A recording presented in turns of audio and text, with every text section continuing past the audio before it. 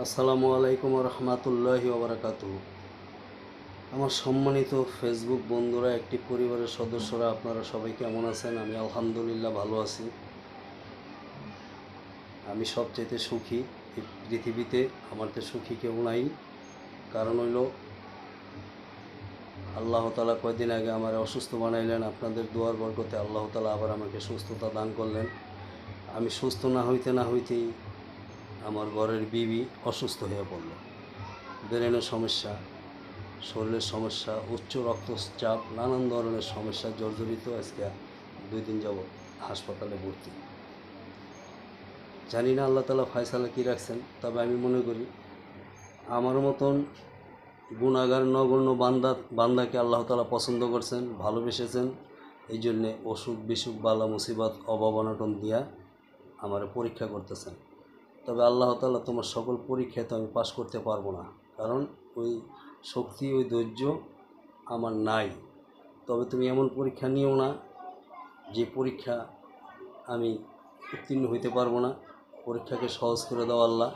তুমি আমার সমস্ত সমস্যাকে সমাধান করে দাও। জানি তুমি করে দিবা, এটা আমার বিশ্বাস। ওয়াল্লাহু, আমি তোমার উপরে তাওয়াক্কুল করি এবং আমি তোমার উপরে ভরসা করি। এছাড়া আমি কারোর উপরে ভরসা করি না, করতে পারিও না, করা আমার জন্য জায়েজ নয়।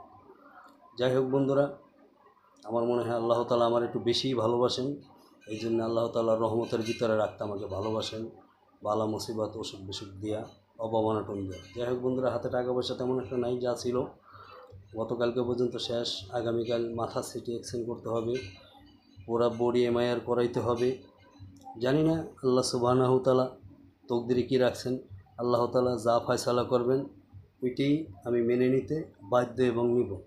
তবে আশা করি কোনো না কোনো ব্যবস্থা মহান রব্বুল আলামিন করেই দেবেন, এটা আমার বিশ্বাস।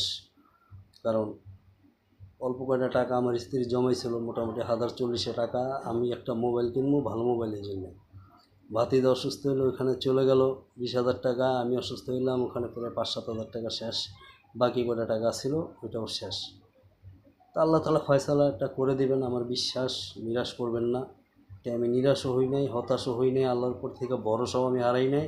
আল্লাহই আমার সমস্ত আশা এবং আকাঙ্ক্ষা পূরণ করার মালিক। সমস্ত বালা মুসিবত তিনি দিছেন, তিনি আসান করবেন, এটা আমার বিশ্বাস।